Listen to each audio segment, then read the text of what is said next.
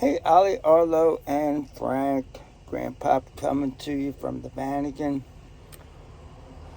I'm on the UNF campus. I went on a hike today to find a labyrinth, which I did not find. It's supposed to be over by a place called the Welcome Center, which I could not find either.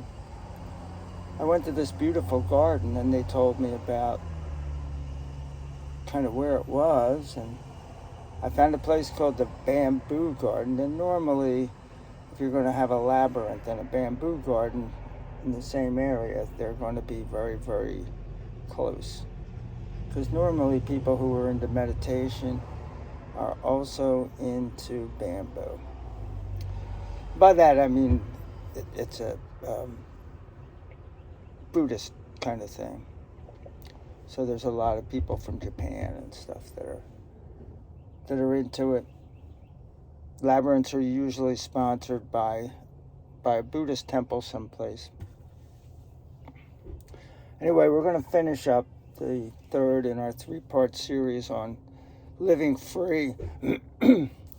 And in the first part of it, we looked at what is freedom. We looked at the fact that there's national freedom, where your country isn't oppressed by another country. And there's political freedom, where you may be able to vote for the people who run things. But neither of those things gives you that much freedom. Because in a lot of countries that say they're democracies, they're actually not. They're actually faux democracies. 90% of the people voted for candidate A. No, nobody, the world's not like that. 90% of people never vote for anybody, no matter how successful they are. So, and then we looked at personal freedom, liberty. We looked at something that's a dirty little secret of freedom, and that is that wealth is the scorecard of freedom, and that throughout history, there have been very few places for very little amounts of time where people like you and me ever had much freedom. But wealthy people always have freedom. And we're going to talk about that a little more today. And then next we got into, do people really want to live free? And we found that a lot of them don't. A lot of them would rather be comfortable than free. Freedom is very expensive. Freedom is a fight that you fight every day. Then we looked at control. We looked at censorship, and then we looked at propaganda and how they're used by governments and those in power. The ruling class, the oligarchs, the donor class, the military-industrial complex, the big pharma, big tech, big farm, big medical, who all want to have a bunch of freedom for themselves, but they don't necessarily want to give you much freedom. And that's the rub. They shouldn't give you any freedom. Freedom is given to you by God.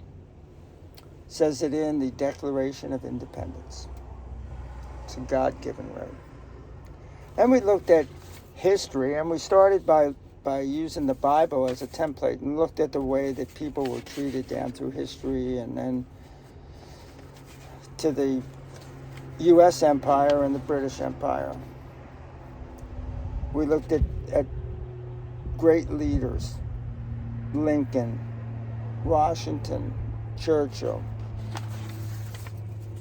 and then we finished up by looking at a speech by General Dwight David Eisenhower, who became the President of the United States. When he was done his last term, he gave a speech and he warned about the military-industrial complex and the collusion between scholarship, essentially, scholarship in government. When scholars are working for the government, it's bad news, and it is. And then we followed by talking about what the few times that people had much freedom at all, people like you and me, what those nations had in common. They had things like, and they don't necessarily, all of them have all of them, but you would have the right to bear arms, citizen soldiers, as opposed to a standing army. Usually when places with freedom go from citizen soldiers to a standing army, they have historically become empires. Property rights, citizen control of the government, and reasonable taxes. So now we're going to look at how to live free. And we're going to have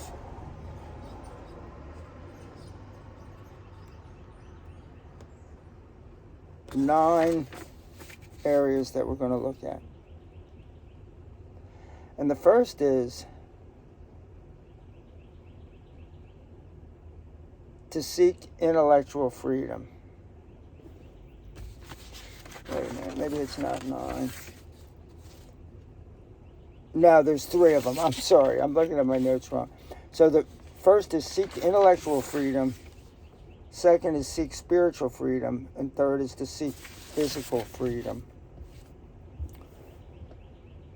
Seeking intellectual freedom. First off, know your vocabulary in exact terms. If somebody is trying to bamboozle you and they use words that you don't understand, and trust me, a lot of times they don't understand those words either.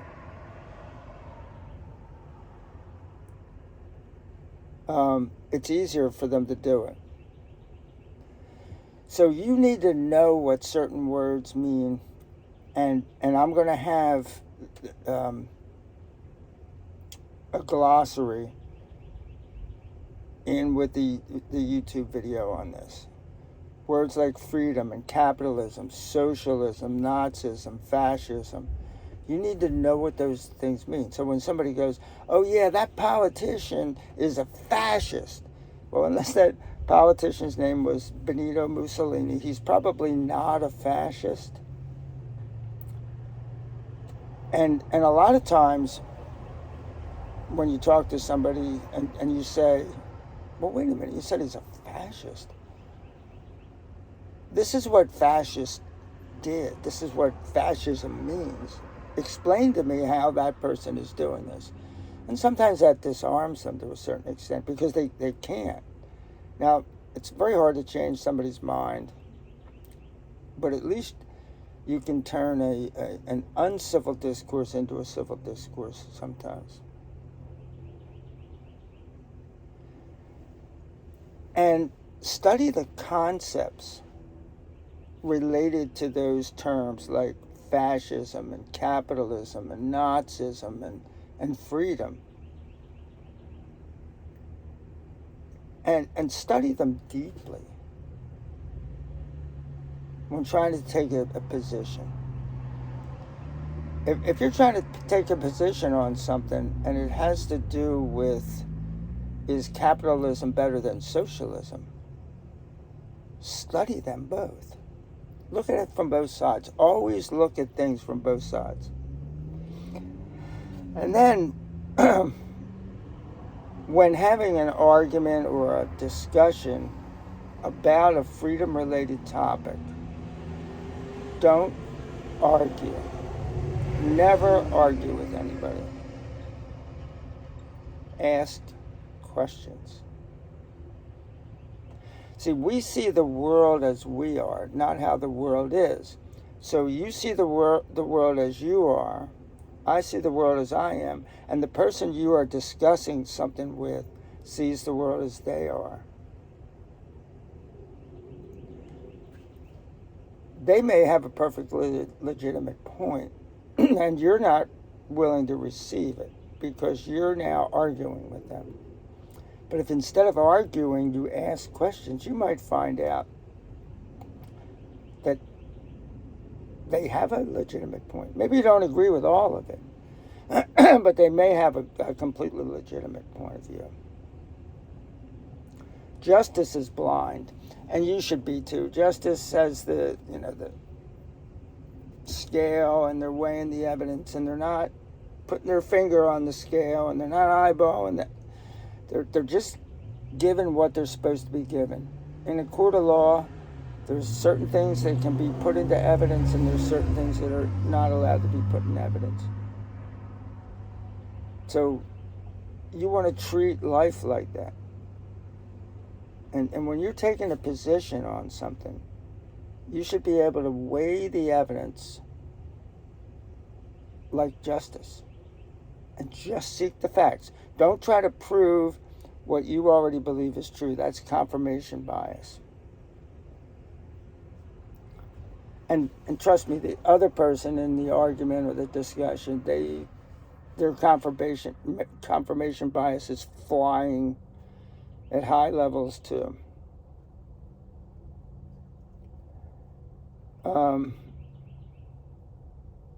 Another question that you always want to ask, and I'm not saying necessarily that you ask someone else in a discussion, but you want to ask of the topic, and sometimes you want to ask the person, is cui bono fuit in Latin, who stands to benefit? If this bill is passed in Congress, who's going to benefit? Are we the people going to benefit, or is some big pharmacy company going to benefit? So ask that question. And you could say, well, hey, the pharmacy business is going to make a lot of money, but we're going to get whatever this drug is supposed to do for us. Well, you have to weigh that evidence. You have to look at, how much testing was there of the drug? Are there any efficacy studies that you can look at and determine if we should have that drug circulating in our bodies, or if it's just big business trying to make big money? Look for logical fallacies in the positions taken by others, but also in your own thinking. Remember, from my logical fallacies 2-part series, because you find a logical fallacy doesn't disprove something, but it certainly doesn't prove it. What it means is, what else you got? If somebody says to you, well, I believe this because of this, and it's a logical fallacy, you can say, oh, that's a post hoc logical fallacy. What else do you have for me? And a lot of times when you discuss logical fallacies with people, it causes them to discuss something that gets them off the main topic. And they may be able to, you're not going to convince them that they're wrong and that you're right, but they may be able to convince themselves that they're wrong and you're right. If you're good at that, you're good, trust me. Listen to understand, not to respond. Listen carefully to what the other person's saying.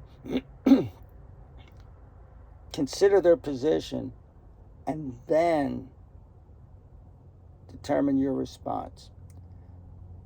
If you're in a heated argument, this person's just going to keep pouring stuff on you, but you have every right to step in and say, I listened to what you said, and now I'm going to respond to what you first said. Please listen to me, and then you respond to what I said. Let's just not make this into a shouting match with nobody winning at the end. If you want to have a discussion, let's have a rational discussion. Use reflective listening.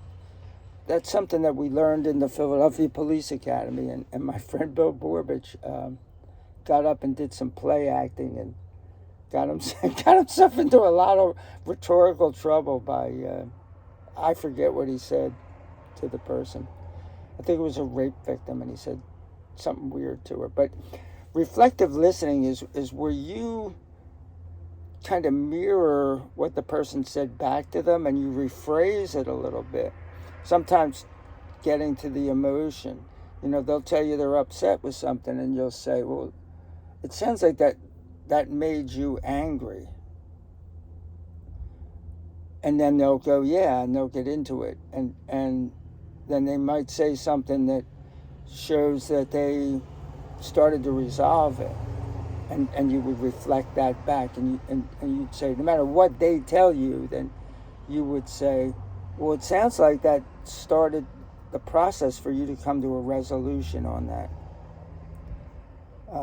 It's something that's, I can't really go into it here. It would be a whole video, at least one video on that. But it's something that's well worth your study. And here's another thing. If you're arguing with somebody, always think about this. Is it possible that you're both correct? There's the either or logical fallacy. It's got to be this or it's got to be that. Don't fall into that. You may both be right about the whole thing, or you both may be right about part of it. So the next thing about seeking intellectual freedom is watch who you listen to. Watch who you study. And we talked about that somewhat in looking at history. Here's a perfect example. I'm out looking for this labyrinth today, and when I realized I wasn't going to find it, I found myself in this beautiful area next to a lake, and I started to do some meditative walking. I've studied meditation, and I've studied yoga to a certain extent, although I always want to get into yoga more than I get into yoga. So your grandfather is really into meditation, but I'm a born-again Christian. People who meditate, a lot of them believe some really, what I would consider crazy things. I'm not going to get into it. So you have to be careful. You have to be able to chew up the meat and spit out the bones. There was a Catholic priest or monk, I think, who was also a Buddhist monk. Now, he didn't follow the religion of Buddhism. He followed some of the practices of Buddhism, but he loved Jesus. And so he meditated on Christian themes. And sometimes I do that. Sometimes I meditate on worldly themes or bodily themes, all kinds of things. But just be careful. You don't want to go down a rabbit hole and wind up wasting a lot of your time. Because remember, you're doing all this to preserve the freedom you have and to constantly be fighting for more freedom. So you want intellectual freedom. You don't want to be the intellectual bondservant of anyone. Here's another one. We'll get back to history for a second. There's people that say, well, you don't have to read history or the Bible. You don't have to read the Bible. I read the Bible. I know what it says. You need to read my book. You don't have to read history. You don't want to read about World War II. I read about World War II. I studied it. I'm the expert on it, World War II. Read my book. You might want to read those books, but you also want to read a lot more than that. You want to read the Bible if it's a Bible thing. You want to read history books. You want to read from both sides. I read Mein Kampf. I would not have known that Hitler was as evil as he was. I mean, you understand on the surface, he was evil. He caused 50 million people in the world to die because of the war he started. He killed 6 million Jews just because they were Jews. So on its surface, that is evil personified. But how it got to that evil, the things that he believed in, and the things that he espoused, Like, I didn't know that until I read Mein Kampf. And it was heartbreaking. I was living with Judy, who was Jewish at the time. She was horrified. She was like, you need to get that book out of the living room because my dad's coming over. And her dad, I mean, he was alive during World War II. He fought in World War II. I think if I had talked to her dad, he would have understood, because he understood me. He would have understood that I was trying to find out why he was so evil, not try to figure out how cool he was.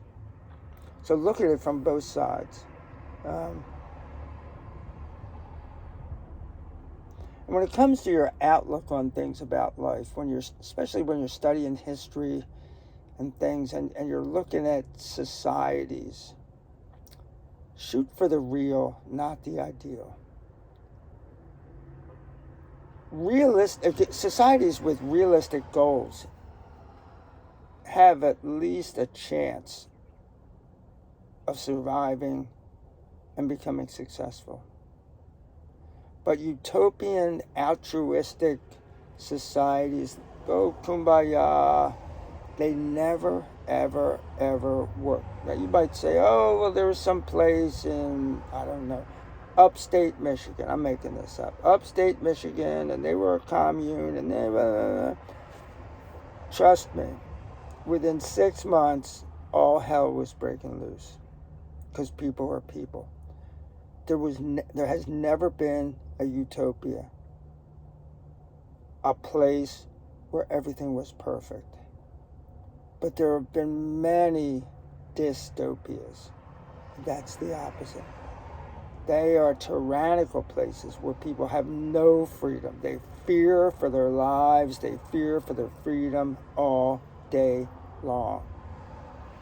And read things like 1984 so you understand what individual human beings are capable of doing to societies. And remember that power grows and grows and grows until it becomes tyranny.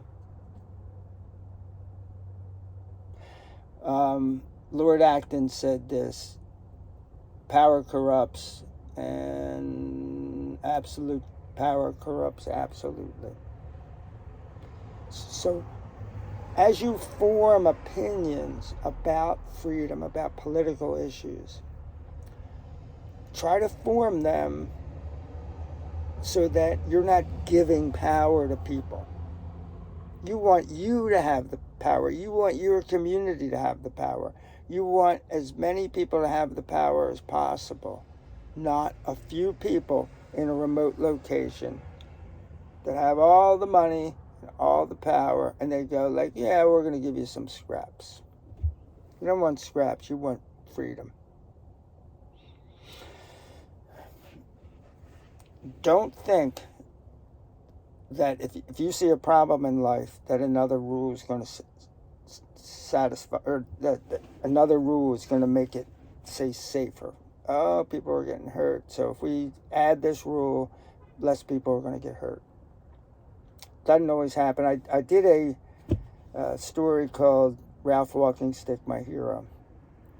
And Ralph said he could solve the traffic problems in the United States very easily. All you have to do is take the guardrails away from the highways, and all the stupid people would drive off the mountain, and then the intelligent people would be safe. He said it tongue-in-cheek, but there's a lot to be said for what Ralph said. Let's put it that way. Football used to be very, very safe.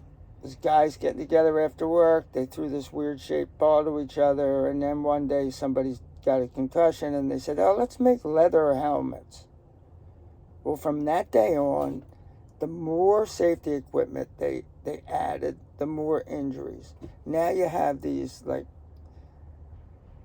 millionaire athletes that go out and go, oh, I got turf toe, and they're really in pain.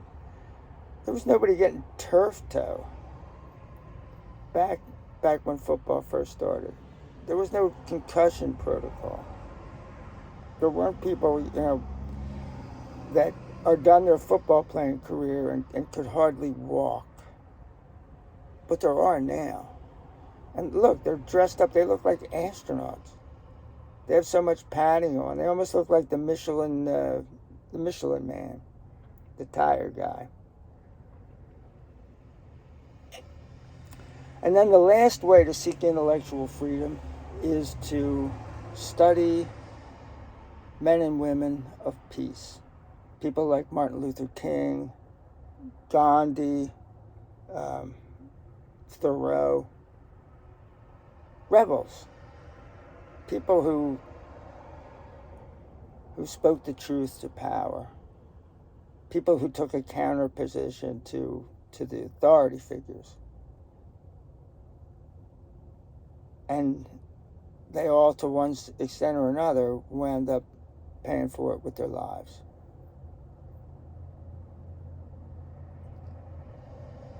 The next thing for seeking intellectual freedom is guard your time. Use it well.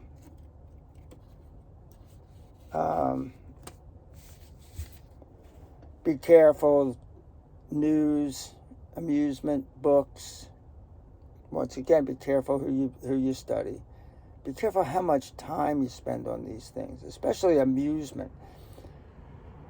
You want to muse, you want to think. You don't want to be amused, which means to cause to not think. Watch where you go. I go to the American Legion Club, and I'll sit there for an hour and have a beer at the end of my bicycle ride, or I'll go there on Wednesday night and listen to some people play music, and I have discussions with people. But if you sit around bars all the time, then you're having political discussions. Your discussions about freedom, you're having it with barflies. It's a horrible place to discuss politics. First off, people are half drunk all the time. It's just like picking up, women or men as possible mates. You don't want a barfly, trust me. Go to a library. If you see a woman sitting there and she's reading a book, at least you know how she knows how to read, unless she's holding it upside down. And then that's an interesting icebreaker. Like, hey, you're holding that upside down, don't you? You might get slapped. The next thing about being intellectually free is to beware of the Nazis. Grandmother and I have had trouble finding churches. One reason is she's black and I'm white, and most of the churches that are kind of mixed the way that we are usually apostolic, charismatic churches, and that's not our form of worship. But I'm not putting that down, but it's not our form of worship. But every church you go into, somebody comes up with a big smile and goes like, how y'all doing? Welcome to our church. Oh, you just moved to the area? I hope you consider to come worship here. We love Jesus. And they might love Jesus.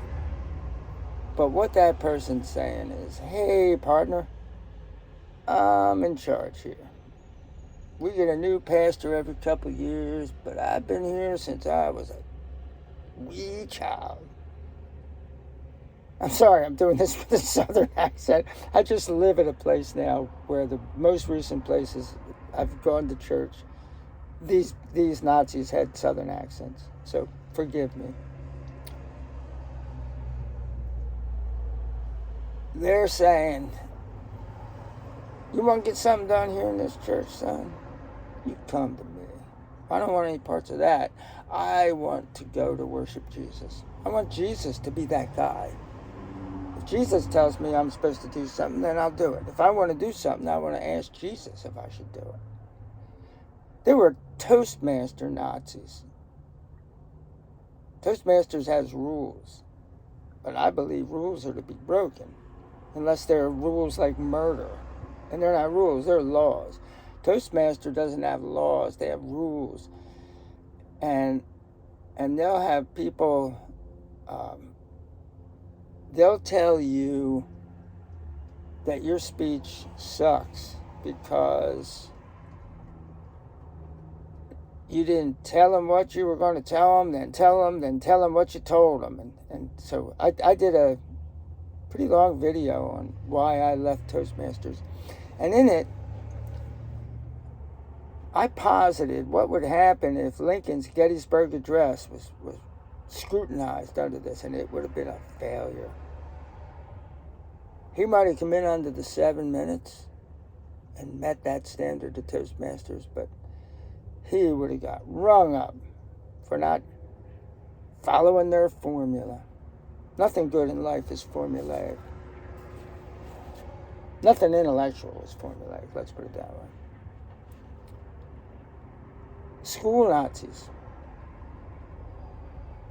Courtney had a professor that I don't even know what he was supposed to be teaching, but he was teaching people that Vice President Dick Cheney conspired to blow up the World Trade Center during the 9/11 terrorist attack. I'm not a big Dick Cheney fan, but that's a real stretch. And people like that, conspiracy theorists, they don't really present any evidence. They present conspiracies, like, oh, look at this. There are things. Conspiracy theorists can always be blown up by the fact that they use a lot of circular reasoning and other logical fallacies. If you look for their logical fallacies, you can pick apart their arguments very easily. But this guy wasn't teaching what he was supposed to teach. But Courtney had to sit there and go like, oh, okay, Dick Cheney. I wonder if it was even on the test. I have to ask her, did you get the Dick Cheney question right? There's music Nazis. When I was young, I fell into a crowd who, if you liked certain music, they'd tell you like, oh, that sucks. And so I looked up to these guys. They were better guitarists than I was, and I wanted to be like them. So I started to try to figure out beforehand, do I think they'd like this? So what am I going to say? So I'd ask them first, you like this? Yeah, I like it. Me too. Oh, yeah. Don't be like that. That's intellectual slavery to somebody. I realized when I was around 30 years old, I said, oh, I got a dirty little secret. I love disco music. And there's a phrase, disco sucks. And some of it does, but I love disco music. Another thing, and I put this under intellectual freedom, because you have to understand this intellectually before you understand it any other way. Embrace your civic responsibility. Now, I always talk about the fact that you should not be altruistic, and I want to discuss that just for a second here. Not altruistically being civically responsible, like, oh, I want to help other people. Yeah, you want to help other people. But you want to guard your own freedom by guarding the freedom of others. See, if you're altruistic, you'll do anything to help other people because you have no moral responsibility. But if you're objectively moral, and that's why you do your jury duty, you serve in the military, you become involved at the local level, in the school board when your kids are at school, and things like that, and become part of the process. And in that process, you're going to help people, because if you think about things correctly, and it's up to you what you decide to think, it's not up to me or even your parents. When you're real young, they're going to tell you what to think. But hopefully, by the time you're a teenager, they're going to be letting you do most of your thinking on your own. So, you have to, that's very important that you understand that you're doing this to help other people, but you're doing it because you have a moral responsibility to protect freedom. Put on your own oxygen mask first. protect your own freedom first, unless you're protecting it by becoming a millionaire and taking it away from other people. But if you're just a middle-class person, like we all are, then protect your freedom, and you're protecting the rest of the middle class's freedom. And the next and the last way to seek intellectual freedom is to seek peace. War is never the answer. 8 million died in the First World War. By the Second World War, estimates were between 70 and 85 million. In the Soviet Union alone, 22 to 27 million deaths attributed to World War II. So,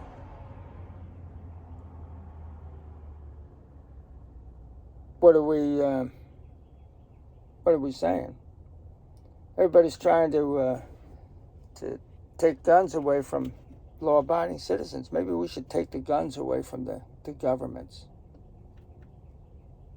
Because the most recent statistics in the United States of people dying by guns is 13 deaths per 100,000 people. Now, in an average year, that's over 43,000 people. Some of them commit suicide. In a lot of places in the world where they've taken guns away from people, terrorists and murderers and other nefarious people are using knives and things like that, hitting people in the head with a hammer. As long as there's a rock lying on the side of the road, you're not going to take murder out of the equation. So taking the guns away from people isn't going to really change that much. But we do want to limit the guns that governments have. So, guns and butter. John Kenneth Galbraith.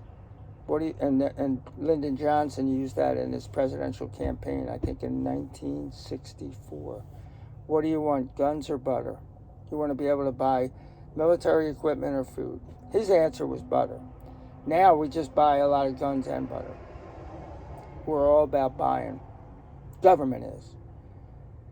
So, we're going to talk in a second about what... one thing before we move on, I want to say this, is that peace is only achieved through strength. So I'm not saying we need to disarm the government. I'm just saying that we have to look at how we do business, especially since we already know that the military-industrial complex is calling a lot of the shots. Maybe if we take the power away from them, then people like us all over the world can get along. Because it's not us that have the problems with each other. My wife's cousin Kenny fought in the Vietnam War and actually fought there. I was in during Vietnam, but I didn't go there and I didn't fight there. He actually fought there, and he said to me, Frank, I didn't have anything against those people. Yeah. We don't know the people in Vietnam. We don't know the people in any of these countries that we get into wars with, but we get into the wars because the people in power want the wars. So maybe we need to ramp that down a little bit. So we're done with seeking intellectual freedom. And we're almost done with this whole video, which means we're almost done with the series. The next, just going to mention this briefly, seek spiritual freedom. Jesus Christ made me free. I'm just passing through this world. I am a stranger in this world. I have a beautiful little house almost on the beach in Jacksonville Beach. I'm living a life that I always dreamed about. But trust me, it's nothing like the life that I'm going to live. So we went to a place called Fort Mose. Escaped slaves. They came down from South Carolina to just above St. Augustine. It was a Spanish territory at the time. And then people would come down, the British people would come down and try to recapture the slaves, so they had to fight for their freedom. They had to convert to Catholicism from whatever they were. But they had some freedom. They had some freedom. And I believe that was the freedom, even if, I might not believe everything that Catholicism espouses, but I believe that a lot of that freedom was caused by Jesus, by their belief in Jesus. That they could come down, live where we live is nice, but you have to have air conditioning. They didn't have air conditioning back then. And then seek physical freedom. Be careful what you consume. Food. The couch. Sit on the couch and watch TV. Play video games. Yeah, whoopee. Next thing you know, you're a big fatso. You're going to be on drugs all your life. You're not going to be able to get up the stairs. Take care of your body. Listen, I drink like a fish, but I work out. I just got done a 4-mile hike. So I'm doing things, live a well-rounded life. I like beer. So I do the things that I can do to stay in reasonable shape and have a good quality of life. Freedom is dissipated so much if you don't have the health to enjoy it. And some people just don't have the health. But so far, everybody I made this video for has the health. Olive, you're inside your mom still.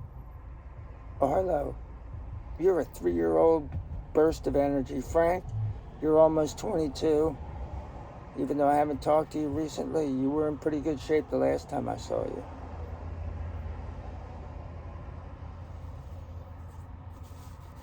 And once again, we get back to the big food, big farm. They want to get you food at the cheapest price possible. We want to buy food at the cheapest price possible. Be really careful what you put in your body. I believe the United States is the best place in the world to live, but when your grandmother and I have been in other places, like over in Europe, Africa, Central America, she hasn't had the dietary problems that she has here. They eat closer to the land. It's bad enough that people steal your freedom. The big food companies aren't stealing anything from you. They're just trying to make a profit, and they don't care about you. But they're not stealing your freedom. If you eat that crap, if you go to McDonald's every day, shame on you, man. You're giving up your freedom. You're going to have diabetes and all these other kinds of things. It's going to be hard for you to advance at work. You're just not going to have the stamina. You're not going to have the brain power, all these things. Freedom is a mindset. So let's close. Talk about that. You have to work on your freedom every day. You have to be like those people, those soldiers at Fort Mose, the families of those soldiers at Fort Mose, who are willing to escape to an unknown reality because it offered the hope of freedom. Grab as much freedom in your life as you possibly can in all of the areas that I've talked about today. And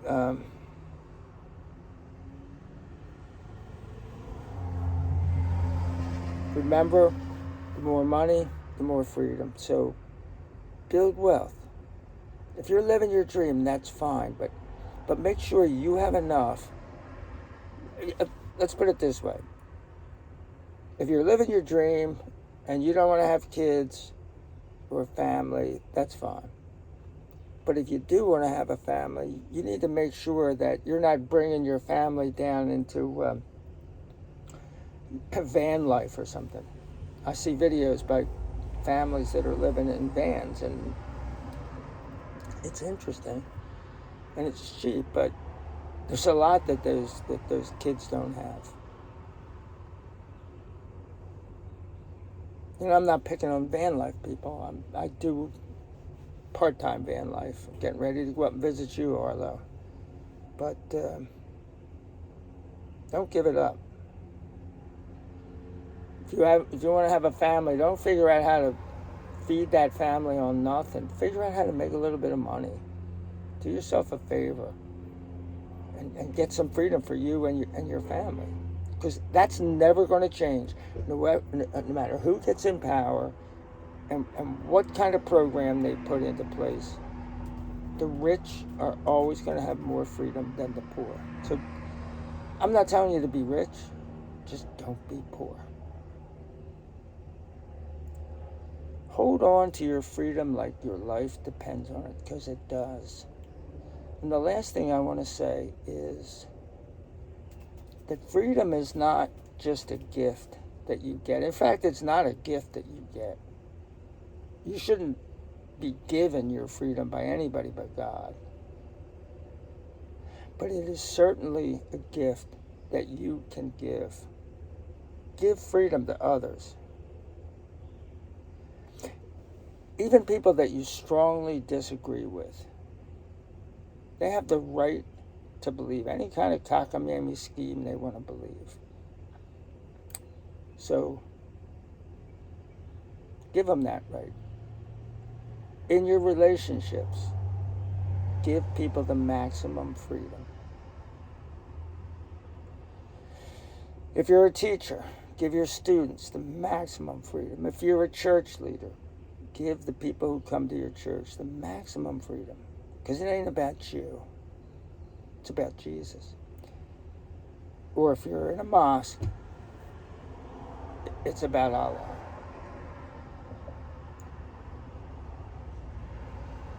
Give freedom. It's the best gift that you can give. Peace out from the Peace Vatican.